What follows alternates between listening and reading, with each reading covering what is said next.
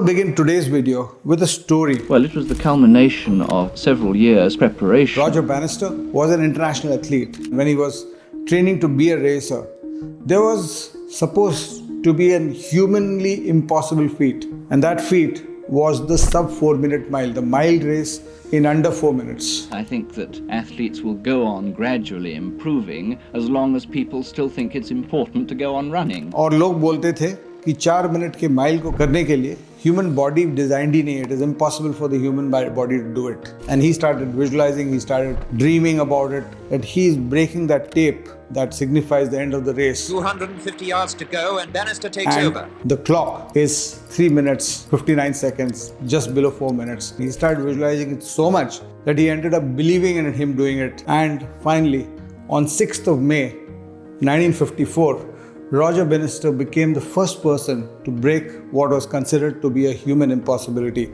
the 4-minute mile. Roger Bannister had achieved a new peak in the history of sport. Great surprise to me to be able to do it today. And the story gets more interesting. When somebody does something like that, you expect that that record will last a few years, a few decades, if not a few years. And you know exactly how many days did Roger Bannister's record last? Roger Bannister's record lasted only 45 days. John Landy beat his record by almost 2 seconds on 21st June 1954, the very same year, just the next month. And the story gets even more interesting after that.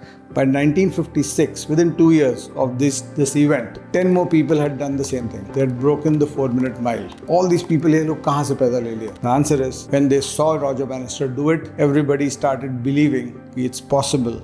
Once you start believing in the possibility of something happening, it starts happening. You look at the story of any great sports team and its dominance on its peers and its competition, you will realize that at the core of that dominance is the breaking of the belief of the opposition. When the West Indies cricket team of the 1970s and 80s would come out to in a test match against any of the other countries had simply no belief that they can last against them 5 days. And that's out. Lloyd has taken the catch and first. The Australian cricket team of the late 1990s did something similar in the one-day cricket as well as test cricket arena, where the opposition team would never believe that they can beat them. This is an extraordinary achievement and one that better still. And not just cricket, you can actually look at this aspect, this lack of belief being the core of the dominance of any great sports person in any field. And that's the message I wanted to come to in today's video.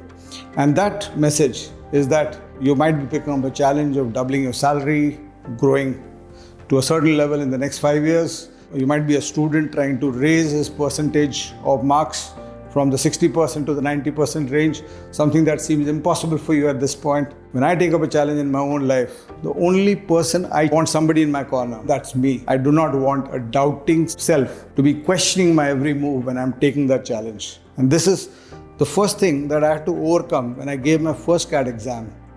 My previous academic record was absolutely flat. And the world was telling me that this is something that you cannot do because CAT is something that only toppers crack. And when I started giving this exam, at that time, of course, I was not aware of these aspects, these psychological aspects of how success happens. But somehow, it clicked in my mind that this is something I can do. And the moment I started believing in it, in 6 months to a year, it started happening in the real world and I cracked the CAT exam.